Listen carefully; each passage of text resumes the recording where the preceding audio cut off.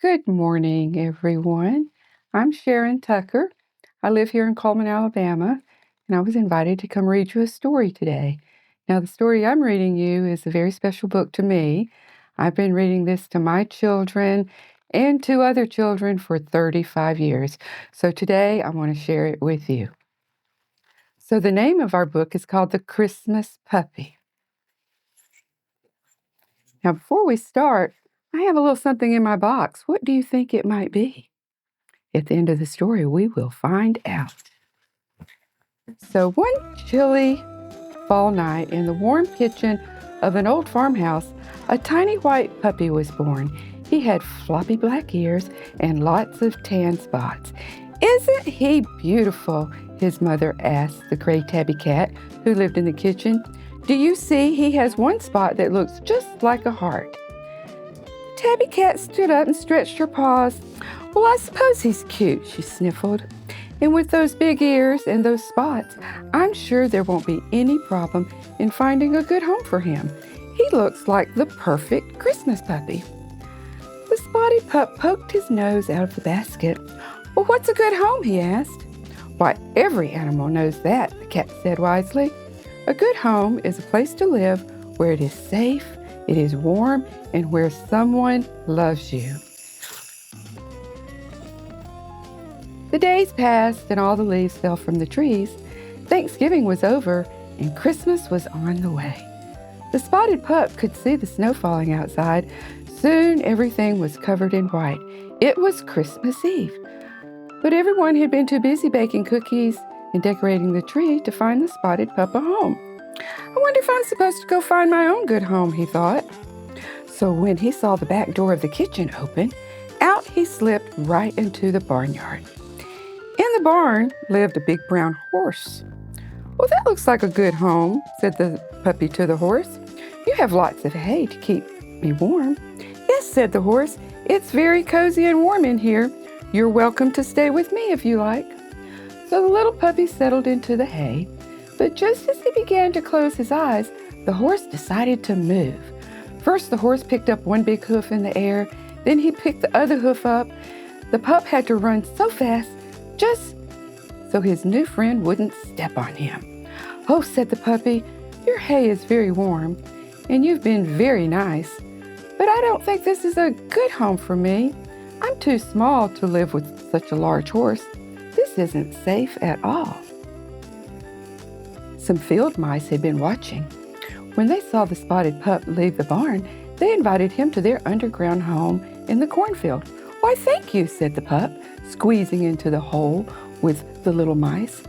But the cornfield was covered with snow, and even though the puppy felt safe, it was very cold. Soon he felt an icicle on the tip of his nose. "I'm sorry," said the pup, wiggling out of the hole. "Your home is very nice and very safe, but it's too cold in here for a little puppy like me." He shook the icicle off his nose and hurried back to the barnyard. "Well, I can't go back to the barn," thought the spotted pup, "because that horse is just too big. And I can't live with the mice because their home is just too cold. Maybe I'll find a good home with the chickens." So he walked over to the hen house. There was no one inside. It looked so warm and cozy.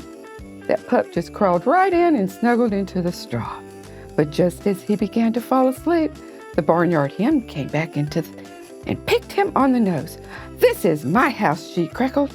"I don't like puppies. You go away." "Oh," said the pup as he ran away. "That wasn't a good home for me at all. That hen didn't love me. She didn't even like me." Suddenly, the puppy felt very sad. "I wonder if I'll ever find a good home," he sighed as he began to walk down the road. The puppy was so busy thinking that he walked and he walked until he couldn't see the farm anymore. He was getting very tired. Then, just as it began to get dark, he came upon a little red house. It didn't look like anyone is at home, but the front door was open a bit, so the puppy pushed open some more and wiggled inside.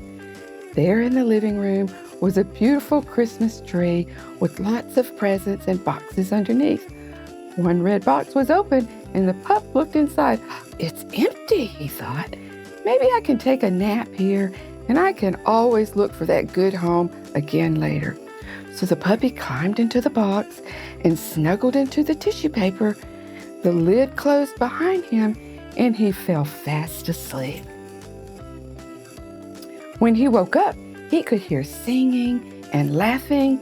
It must be Christmas morning, he thought. But before he could move, his little red box was being lifted into the air, and someone opened the lid. As the puppy peeked out, a little boy and girl laughed. "A puppy!" they shouted. "It's a Christmas puppy for us. This is the best Christmas of all. Oh, we love him." And the children took him out and gave him lots and lots of hugs and kisses.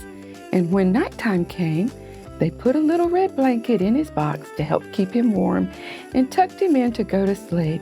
"Good night, Christmas puppy," they said, and they turned off the lights. The puppy snuggled up in his blanket. "I feel very warm," he thought, "and very safe. And now I have someone to love me."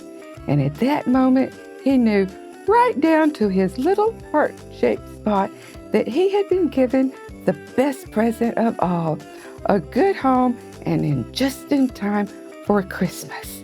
The end. So, boys and girls, what do you think's in my little box? That's right, a puppy, a little spotted puppy. And look at his little heart right there. This is so cute. I hope you've enjoyed my story and you have a blessed and very Merry Christmas.